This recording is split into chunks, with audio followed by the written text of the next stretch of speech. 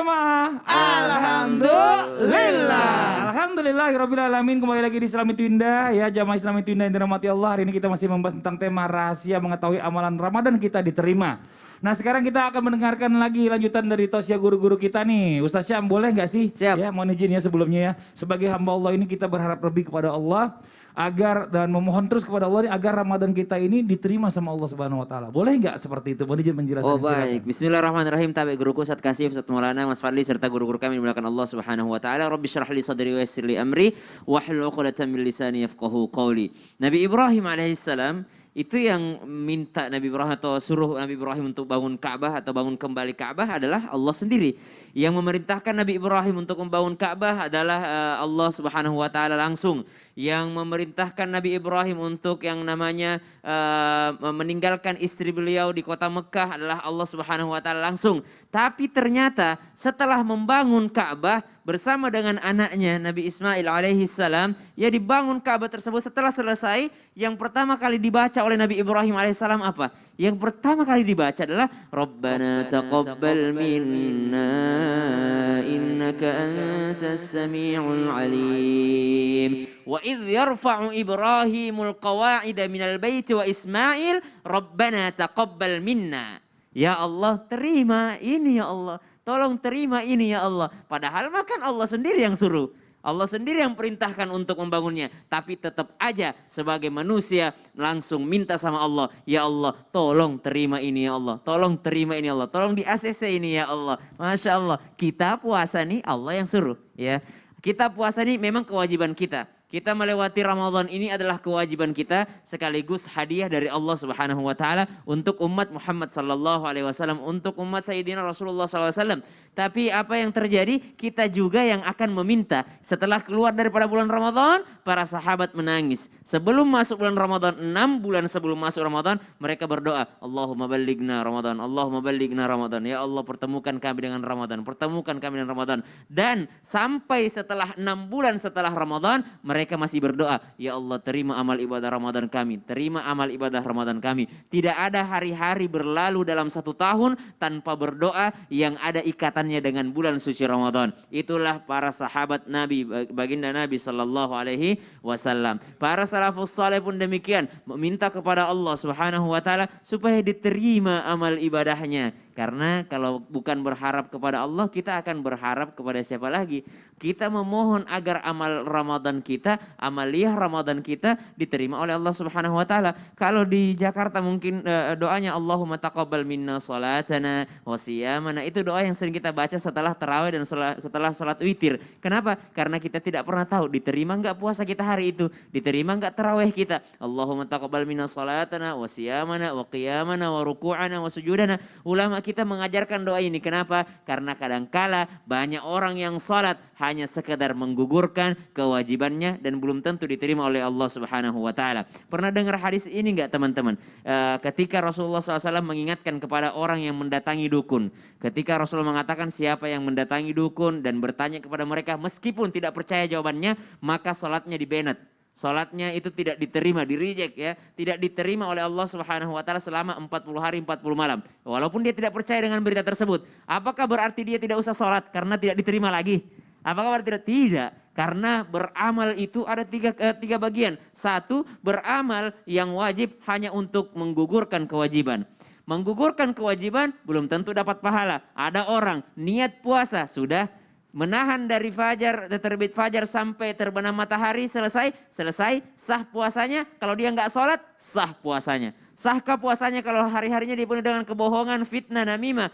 Apakah sah? Sah puasanya. Akan tetapi apa yang terjadi? Itu hanya ibadah menggugurkan kewajiban. Itu hanya ibadah menggugurkan kewajiban, yang didapatkannya hanyalah lapar dan haus. Tapi tetap wajib. Kenapa? Karena kapan tidak dilakukan justru mendapatkan dosa. Sama tadi, sholat di Bennett 40 hari. Apakah ya udah nggak usah sholat lagi? Justru harus. Kenapa? Karena kalau dia tidak melaksanakannya, dia berdosa. Namun kategori yang kedua itu ibadahnya harus diisi dengan kebaikan. Kenapa? Supaya mendapat pahala dari Allah Subhanahu wa taala. Masya Allah, jazakallah khairan kasiran, makasih banyak Ustaz ya penjelasannya ya yang cukup jelas banget tadi, detail banget ya. Nah sekarang kita lanjut lagi nih, bagaimana nih jika kita pernah punya utang puasa tahun lalu nih, tapi kita belum bayar, sampai mana nih kita juga lupa gitu loh. Apakah amalan Ramadan kita di tahun sekarang ini bakalan diterima sama Allah atau enggak nih?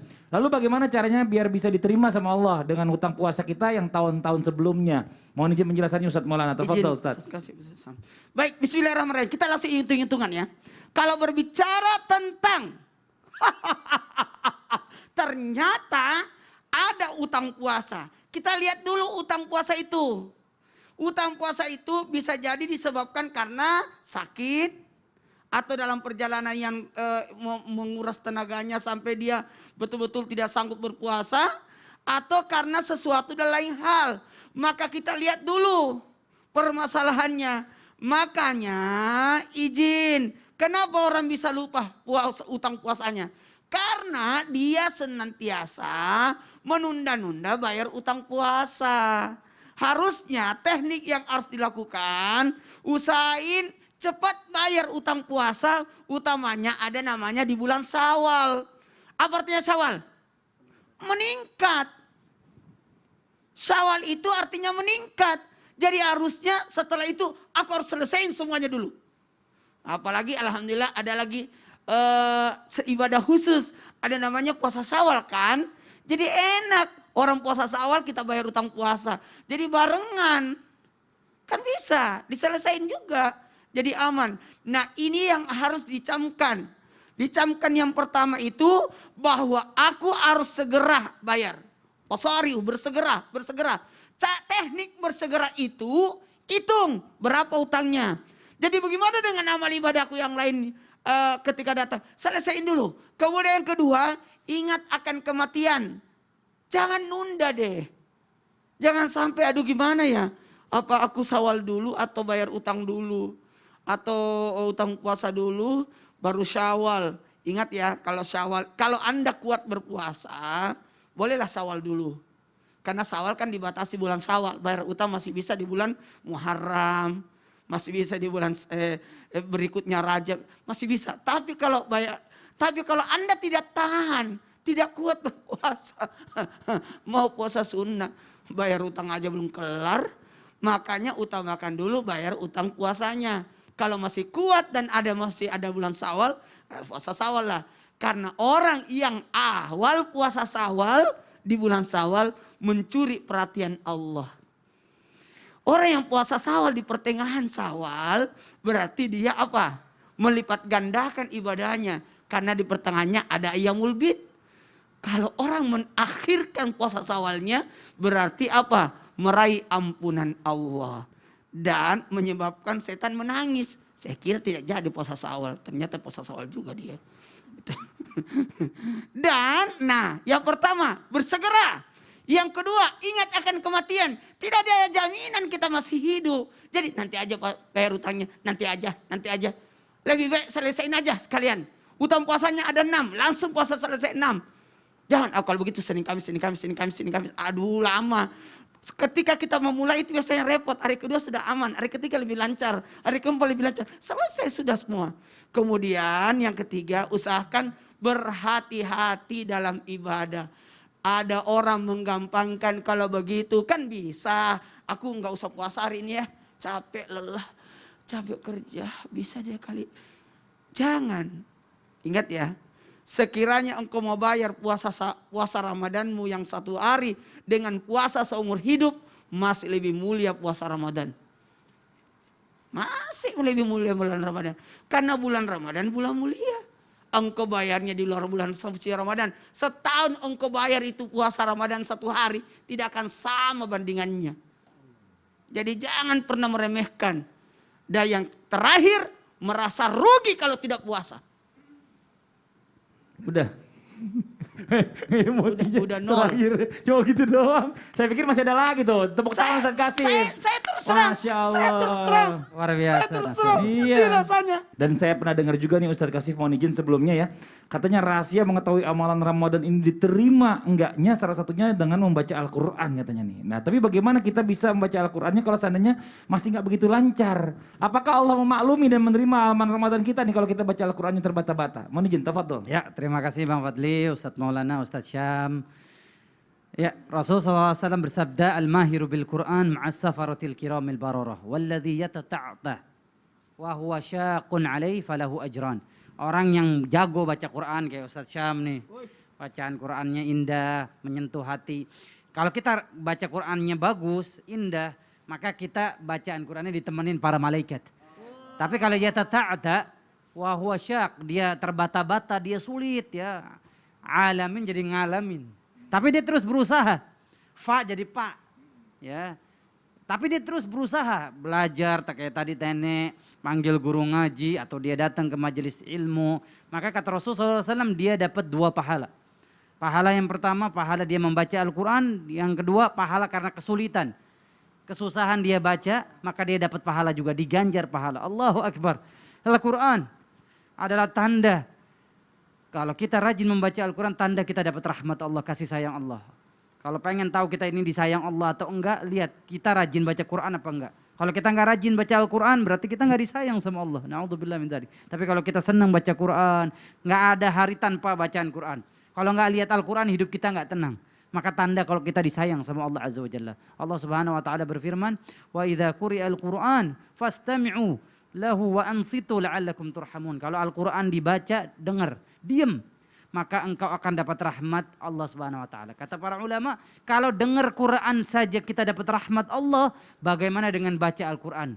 Lebih memancing lagi rahmat Allah Subhanahu wa taala. Dan Nabi SAW contoh terbaik dalam kehidupan kita, beliau itu suka baca Al-Quran dan suka dengar Al-Quran. Suka baca Al-Quran dan dengar bacaan Al-Quran. Satu saat ada sahabat yang bernama Abdullah ibnu Mas'ud radhiyallahu taala anhu disuruh baca sama Nabi Muhammad Al-Quran. Iqra alayya Al-Quran, wahai Ibnu Mas'ud, bacain saya Al-Quran. Ibnu Mas'ud kaget, Nabi. Quran turun langsung ke Nabi SAW melalui malaikat Jibril. Malu dia. Ya Rasulullah, kaifa aqra wa alaika tunzal. Bagaimana saya bacain Al-Quran sementara Quran langsung diturunkan kepada engkau.